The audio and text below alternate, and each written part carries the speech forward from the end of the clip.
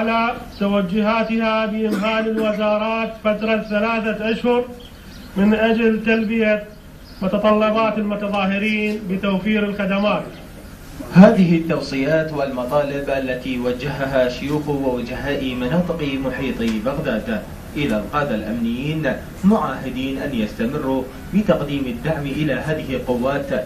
وبعد استتباب الأمن بجهود مشتركة تحاول هذه الشريحة مساندة الحكومة بالكشف عن الفساد المالي والإداري للحكومات المحلية لتوفير الخدمات بشكل أفضل.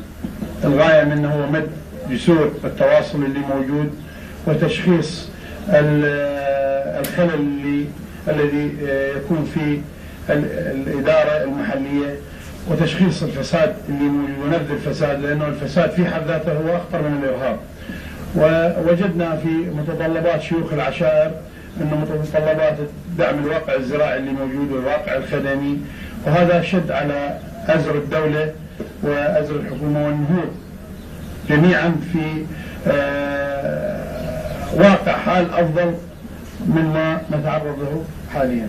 اعتدنا كثيرا أن نحضر هكذا مؤتمرات تجمع بين القوات الأمنية وأخوان شيوخ العشائر ووجهاء المنطقة اللي تقع ضمن قاطع مسؤوليتنا. حقيقة هذا التعاون يعني سيثمر إن شاء الله إلى تحقيق مزيد من الأمن في هذه المناطق، وبالتالي النهوض بالواقع الخدمي والواقع الاستثماري في هذه المناطق إلى أعلى المستويات بما يحقق للمواطن رغباته وطموحاته وتطلعاته إلى المستقبل إن شاء الله. الأجهزة الأمنية هي عبارة عن تحمل صفتين، هي تحمل صفة المواطن وأيضا تحمل صفة الشخص المسؤول في الأجهزة الأمنية من ناحية التكليف الوظيفي.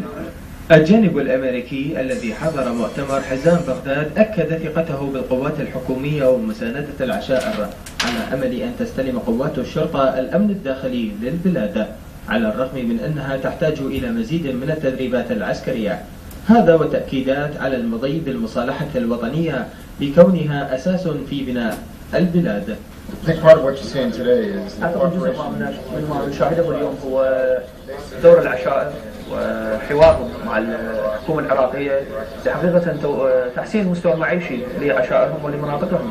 هي استكمالا لجهود المبذولة من قبل شيوخ ووجهاء حزام بغداد في سبيل استتباب الوضع الأمني، كانت الخطوات الأولى، وجلب الخدمات وتلبية متطلبات الجمهور في هذه المناطق. بعد تقديم الدعم العشائري إلى القوات الحكومية